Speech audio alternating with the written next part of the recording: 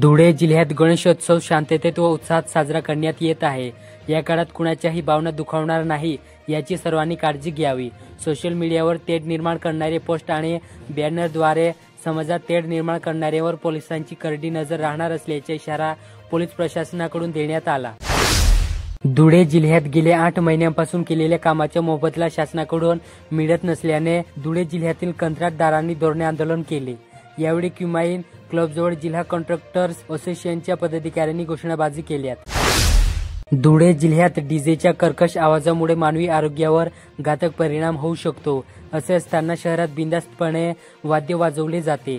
प्रशासनाने दुष्परिणाम लक्षात घेता तत्काळ कारवाई करावी अशी मागणीचे निवेदन मंगळवारी इंडियन मेडिकल असोसिएशन शाखेतर्फे जिल्हा पोलीस अधीक्षक श्रीकांत दिवरे यांच्याकडे करण्यात आली।